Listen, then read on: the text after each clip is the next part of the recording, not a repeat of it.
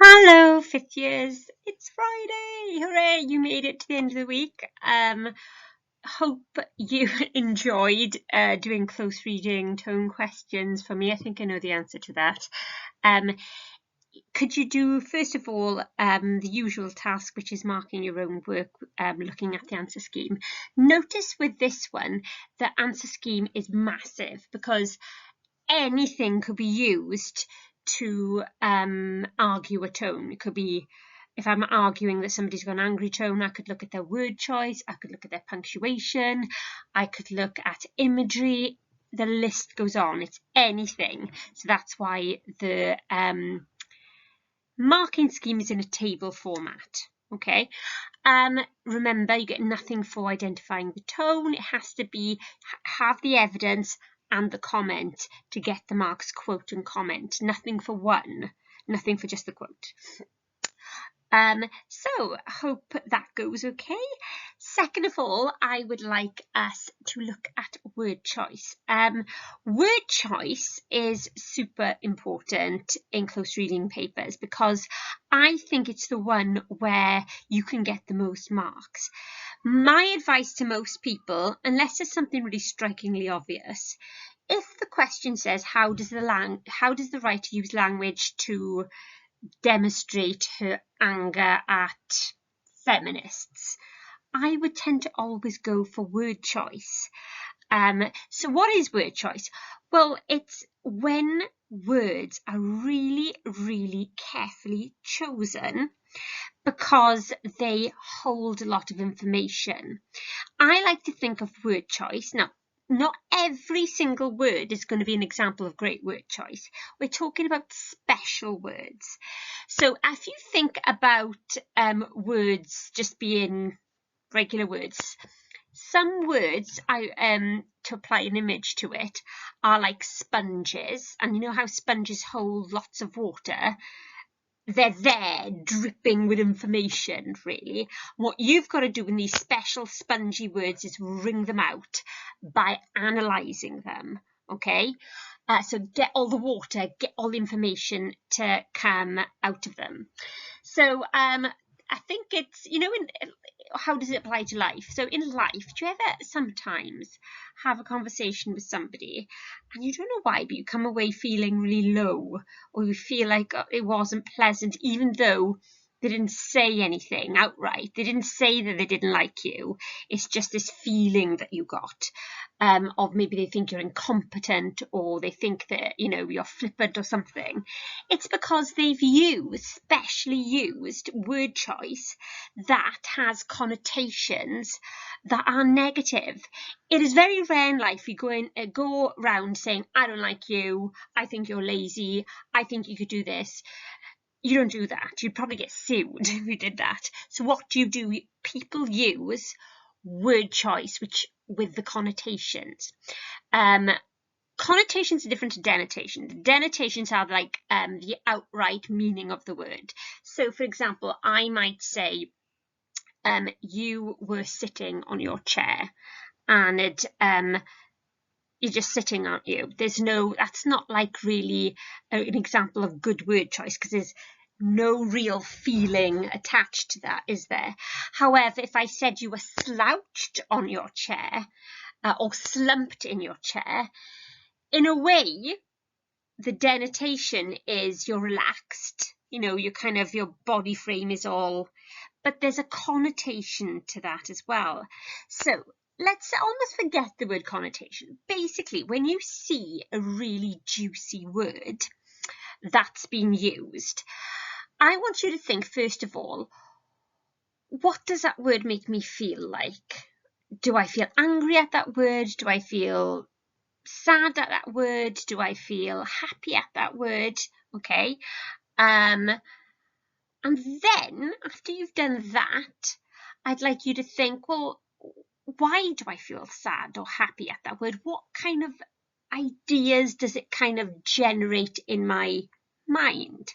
So as a pupil, if I was a pupil and my teacher said that you're slumped at your desk today, I'd think that would make me feel either angry or probably anxious, a bit anxious because I'd be like, slumped, okay, you don't think I'm working, you don't think I'm taking this course seriously, you think I'm lazy.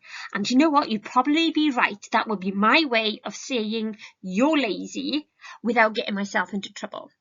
So think about it. You've got a juicy word and you it should generate a feeling, and then you've got to think, well, why do I feel that way? So if you said, let's pick another one. If you said that your new teacher, you went home to your parents and said your new teacher smirked at the class.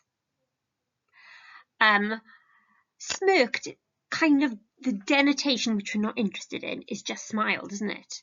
It's a kind of smile, smirked. But you'd think your parents might be thinking, oh no, I'm really worried about that. Why are you worried about that? Oh, it's because the teacher doesn't like the class. The teacher's probably going to enjoy getting them into trouble, or enjoy them struggling with their work. Smirked is such a mean feeling that it makes me feel really anxious. Actually, I don't trust that teacher. I don't even trust the moral substance of that teacher.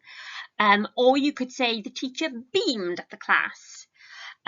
Beamed, what does it make me think of? Oh, it makes me feel really good. Why does it make me feel really good? Beamed is such a long smile, isn't it? It's not just a smile, it's a long smile. It means, means the teacher's delighted to be there, gonna work hard for you, gonna give back your work with loads of comments on it. Now that's just my thought from just beamed, okay? Just a smile. There's no proof that the teacher's going to be marking loads, there's no proof that she's delighted. Maybe she's just faking it, I don't know. But it makes me feel good. Why? So unpick it.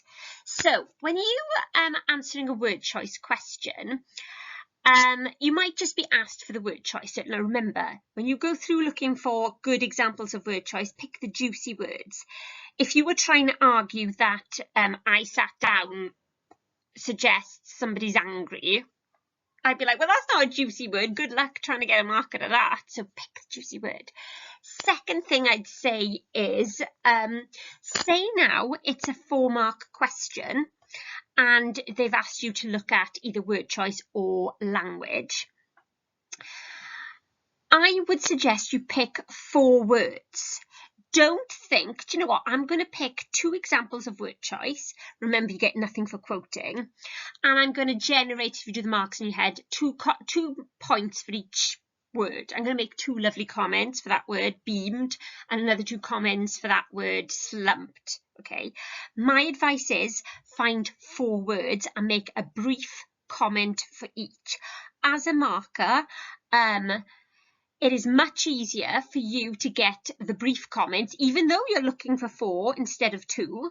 You think in your head that surely that takes longer. No, the SQA demands so much in-depth analysis for a 2-mark question, for one word which you think is going to be 2 marks, that actually you're better off doing 4 quotes and 4 comments. Also, and I don't think it's in the questions I've given you here, but be aware that sometimes they ask you for at least 2 examples, or they can frame it so they tell you how much they want, okay? How many words they want. Yeah, so don't go overloading your words trying to get 2 marks out of 1. It's not worth it, honestly. Also, be aware that sometimes with word choice questions, you'll see this next lesson, there are loads of examples. There are millions and millions of examples. So for a 2-mark question, how does the word choice suggest the writer's anger? There'll be like 7 examples, and you only have to pick 2. So, don't stress out if you can see loads of them. It means you're good at it. Yes, that's it. So now in life, I hope you keep an eye on people who have effective word choice. And next time you leave a situation feeling low, think to yourself, what word did that person use that really rattled me? it seemed like a nice conversation, but trust your feeling. And I like to pinpoint and claw back at it. So for me, my husband does say he hates getting rows with me because I always pick the word and at the moment he uses it. And I just don't even let him make a point. I just go on like, do you realise that word has the connotation of this? Do you realise that what you're trying to say, this, or this? And he's like, I just do the word. So it's good. If you can get a knack of it, it's good. Okay, I need you downstairs. I hope you can hear. I'm recording, Scott. Can't get the stuff these days. Anyway, I hope you have a nice Friday. See you soon. Bye-bye.